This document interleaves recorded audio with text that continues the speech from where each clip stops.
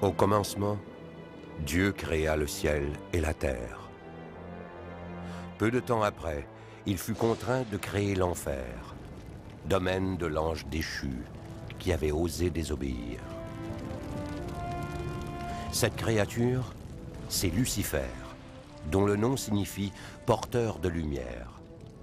Il sera bientôt mieux connu sous un nom beaucoup plus sinistre, Satan, le diable.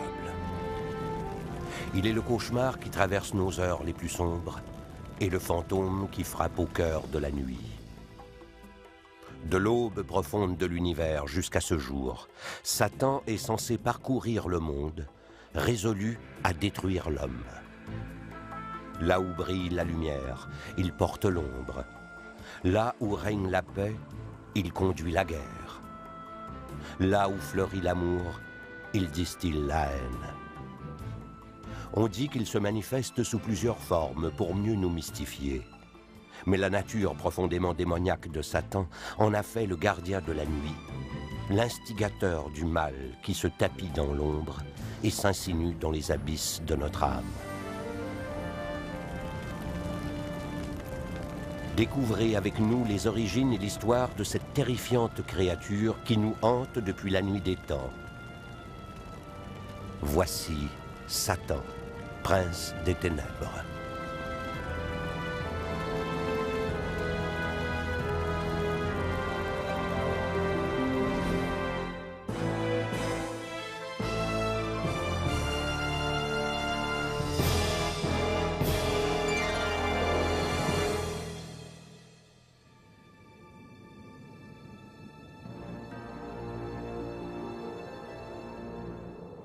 L'histoire de Satan débute par une tragédie. Au commencement de toute chose, le second jour de la création, Dieu s'entoure d'archanges. Parmi eux, Lucifer, l'ange de lumière.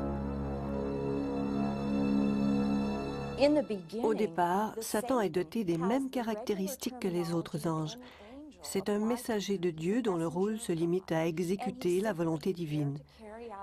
Ce n'est donc pas un être malveillant ni foncièrement mauvais, mais bien l'une des créatures sur lesquelles Dieu peut compter.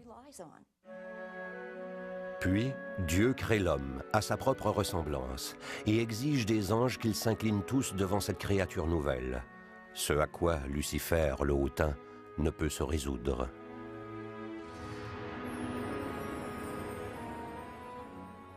Fier, altier, il refuse d'obtempérer à cette demande et s'exclame « Je ne puis vénérer un être inférieur et plus jeune que moi. Je suis son aîné dans l'ordre de la création. J'étais avant qu'il ne soit. C'est à lui qu'il incombe de me rendre hommage. » Les anges, à l'instar des êtres humains, ont entière liberté de choix. Ils peuvent choisir d'aimer Dieu ou agir selon leur propre volonté. Plusieurs d'entre eux, dont Satan et ses partisans, ont choisi leur propre volonté au détriment de celle de Dieu. Ce sont les démons chassés du paradis. Satan et ses disciples, les mauvais anges, livrent une guerre cinglante contre Dieu et l'archange Saint Michel.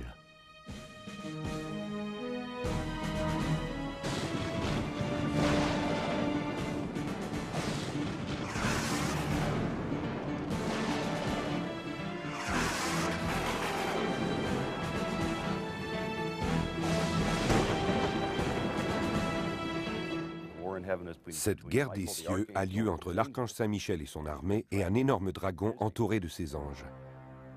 Le grand dragon perd la bataille et est repoussé hors du paradis. Il est écrit dans l'Apocalypse que ce dragon incarne le serpent, c'est-à-dire Satan. Satan et les mauvais anges sont rejetés dans l'enfer rougeoyant et condamnés à y croupir pour l'éternité. Satan jure de se venger et entreprend de détruire le genre humain.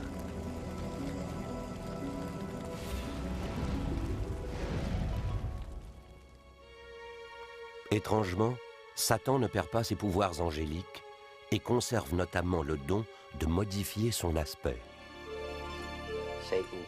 Satan peut rompre avec les lois de la nature et du bon sens.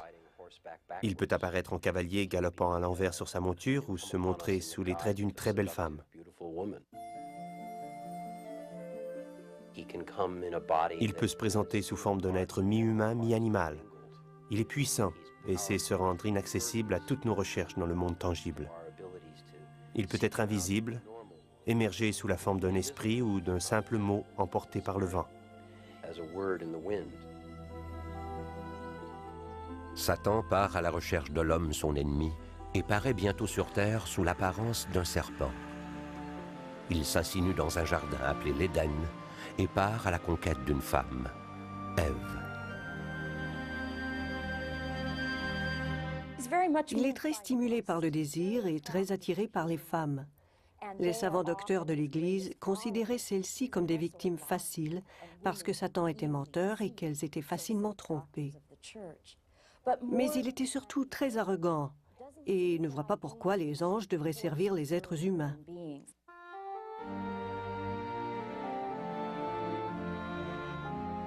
Dieu a prévenu Ève de ne pas manger le fruit de l'arbre de la science du bien et du mal.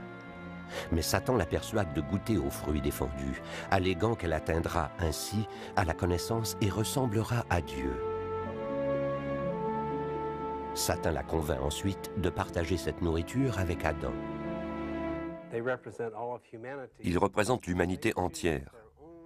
Lorsqu'ils décident d'agir selon leur propre volonté au détriment de celle de Dieu, préférant diriger eux-mêmes leur destinée, la race humaine au complet glisse vers le mal.